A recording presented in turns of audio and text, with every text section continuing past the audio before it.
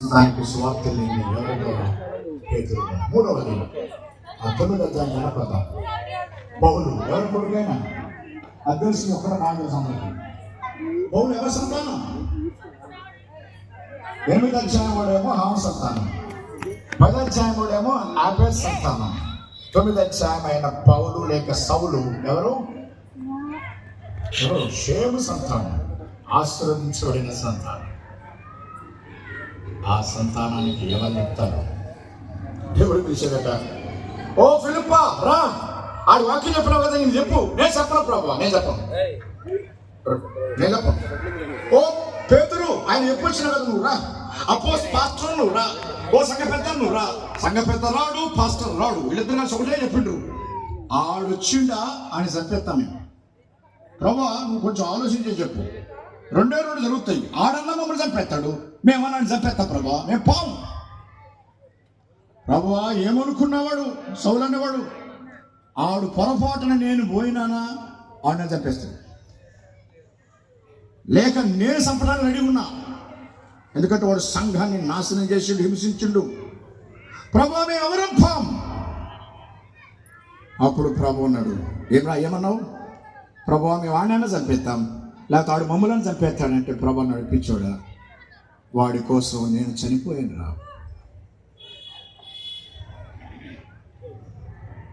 ఆవిడ నిన్ను చంపుతాడా?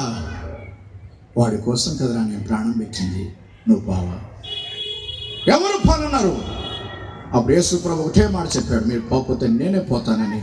దమస్కు రోడ్డులో ఎవరు దిక్కు లేక యేసు ప్రభువే వెళ్ళాల్సి వచ్చింది. ఓ సేవకులారా, ఓ సంఘస్థులారా, సంఘ పెద్దలారా, పోతారా? అన్నారు. అందుకే నేను పెట్టుకున్న 2వ పేరు. మొదటిది ప్రణాళిక, 2వది పని, ప్రపంచ సువార్త. 3వ దానికి వెళ్ళిపోయి ముగించుకుందాం. 3వ దానికి వెళ్ళిపోతున్నాను నేను. 3వది ప్రజలందరికీ సువార్త. మొదటిది మన అంశము దేవుని పని.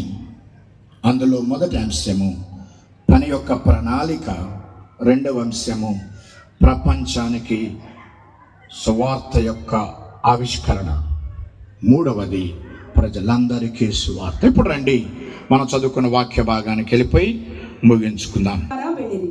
మూసియా దగ్గరకు వచ్చి బితూనియకు వెళ్ళుటకు ప్రయత్నం చేసిరి గాని యేసు యొక్క ఆత్మ వారిని వెళ్ళనీయలేదు. చాలు గమనించండి, వీళ్ళు ఏం చేసిందంటే పౌలు శీల బయలుదేరారు. ఇక మిగిలిన చదువుకోండి. బయలుదేరితే పోయి వాళ్ళకి ఏం చేసిండ్రంటే, అక్కడ నుంచి మేము కొంచెం బయలుదేరదామని అట్లా పోదాం అనుకున్నారు. ఆసియాకు పోదాం అనుకున్నారు.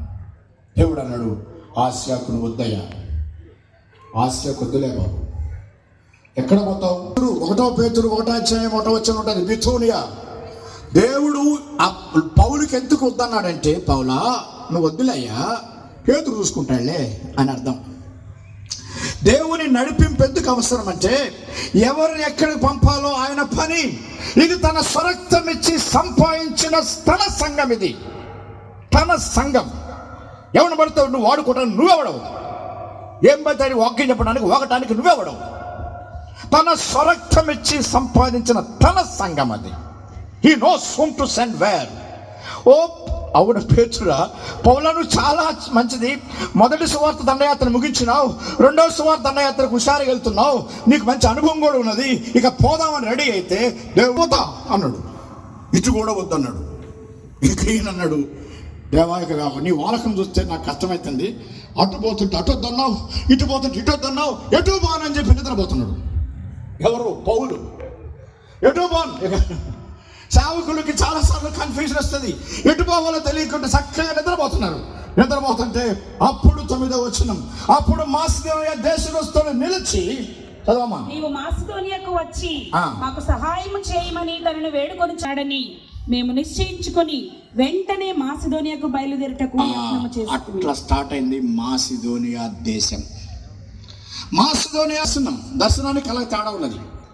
దర్శనం అంటే మోకాళ్ళ మీద ఉన్నప్పుడు, కళ అంటే నిద్రపోయేటప్పుడు వచ్చేదాన్ని కళ అంటారు. రెండింటిని కన్ఫ్యూజ్ చేయకండి. మెలకువగా ఉండి మోకాళ్ళ మీద లేక మెలకువగానే ఉన్నప్పుడు వచ్చేది దర్శనం, నిద్రపోయినప్పుడు వచ్చేది కళ. ఇది కళ కాదు, దర్శనం. ఇప్పుడు వాళ్ళ ప్రణాళికలు ఫెయిల్ అయినాయి. They have plan something and God says వెళ్ళిపోయారు. ఇక్కడ పోయి మొట్టమొదటి చూస్తూ ఉండండి. ఇక్కడ 3 విషయాలు చెప్పాలి. అన్నిట్లో 3 చెప్తున్నా, గుర్తుపెట్టుకో. నేను నా అంశమే 3 అంశాలు, ఒక్కోట్లో 3 ఉంటాయి. 3 3 9 అంతే. ఎందుకంటే పౌలు ఎప్పుడు 3 చెప్తాడు. పౌలు ఎక్కడ కూడా 3 అంటాడు. ఏమంటాడు? ప్రేమ, విశ్వాసము, నిరీక్షణ. ఎందుకు 3 చెప్తామని అడిగే చాలా మంది. పౌలుని ఎప్పుడు 3 చెప్తావు ఏంటంటే ఆయన అన్నాడు, బాబు ఎందుకు 3 చెప్తాను తెలుసా, నేను అప్పుడు దాకా ఒకటే అనుకున్నా, దమస్కు రోడ్డులో ఒకటి కాదని 3 తెలిసింది, అప్పటి నుంచి 3 పట్టుకుని ఆలాడుతున్నా. ఆయన ఎక్కడ పడ్డ 3 చెప్తాడు. ఎందుకంటే దమస్కు రోడ్డు ఎక్కేదాకా నాకు ఆ 3 తెలియదు. అంటే ఏక దేవుడు అనుకున్న 3. ఈరోజు 3 చెప్తున్నా. నేను కూడా, నా పేరు కూడా పౌలే కదా, అందుకే ఈ 3 చూద్దాం. చూడండి, 11 నుంచి 15 వరకు. దీని అంశం ఏంటంటే ప్రజలందరికీ ఇందులో ఆ 3 రకాలైన బంధకాల నుంచి విడుదల. 3 బంధకాలు.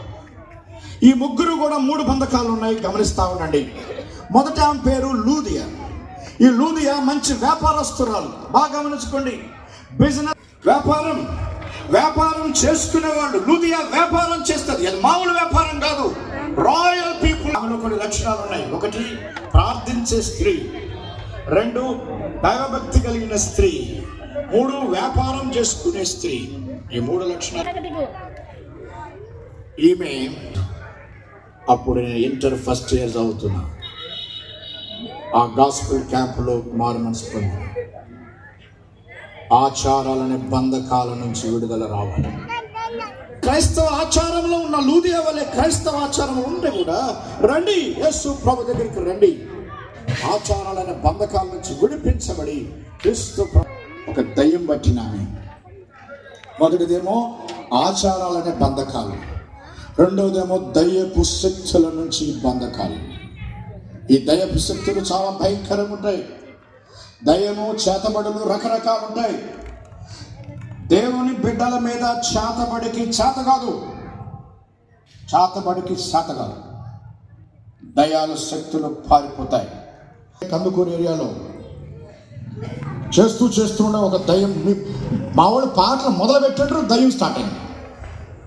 ఏం దయ్యం? ఇక పాటలు పడా వద్దా? ప్రసంగం తర్వాత సంగతి, పాటలే లేదు. దయ్యం గొడవ చేస్తుంది. నేను మొట్టమొదటిసారి దయ్యం వెళ్ళగొట్టడం. అంతకుముందు దయ్యంతో పోరాడినాను కానీ వ్యక్తిగతంగా పబ్లిక్ ఎప్పుడు చేయలేదు. 23 సంవత్సరాలు అప్పుడే లెక్చరర్ స్టార్ట్ అయినా. 86లో నేను లెక్చరర్ అయినా. అప్పటి నుంచి జాబ్ చేస్తూ సేవ చేస్తున్నా. ఆ దయ్యం ఏం చేసి తెలుసా? అందరూ చూస్తున్నారు ఏం చేస్తాడు కానీ నేను మంచిగా మైక్ తీసుకున్నాను తెలుసా అన్న. చదువు మార్క్స్ 3:14 చదువు. దయ్యం ఏం చూడలేదు కానీ మన తెలుసా? మైక్ తీసుకొని దయ్యంతో మాట్లాడారు. దయ్యము చేసే తంత్రాలు చాలా ఉంటాయి. పౌలు అంటాడు కదా, సాతాను యొక్క తంత్రములను ఎరుగని వారము కాదు. సాతాను అనేక తంత్రాలు చేస్తాడు. లాస్ట్ తంత్రం ఏంటంటే ఓడిపోయిన ట్యాక్షన్ చేసి నిన్ను ఓడగొడతాడు. చాలా ఉద్యోగ సభలు చూసినా ఒక దయ్యం లేచి అబ్బో గొప్పగా సవకుడు చెప్తుంటే వాడు మైమరిపోయి ఇంకా చెప్పు అని ప్రసంగమే మానేసి ఇదే గుర్చుకున్నాడు. ఒరే పిచ్చోడా సేవకుడు, నీకు అర్థం కావట్లా, వాడు ఓడిపోయినట్టు యాక్షన్ చేసి నిన్ను అంతే. దయాలని కొట్ట అనగానే తప్పన పడిపోయింది. ప్రసంగం అయిన తర్వాత నే పాపిని. సాతాను ఇట్లాగంటది, ఉబ్బిపోకండి. ఆడి స్కీమ్ రెండవ స్కీమ్ అది. వాడు ఓడిపోయినట్టు యాక్షన్ చేసి నేను ఓడగొడుతున్నాడని సేవకుడానికి తెలియనా? నీ నగరంలోనే జరుగుతుంది. నీకు తెలుసా? మనుషుల్ని వాడుకుంటారా వ్యాపారానికి? మనుషుని నీ డబ్బు కోసం ఒక కూతురు వాడుకుంటావా నువ్వు? ఒక ఆడ కూతురు వాడుకుంటావు నువ్వు? ఈ మధ్య ఒకళ్ళు కలిసిన నేను ఒక కాన్ఫరెన్స్ పోయినా, ఆమె కలిసింది నన్ను. అయ్యా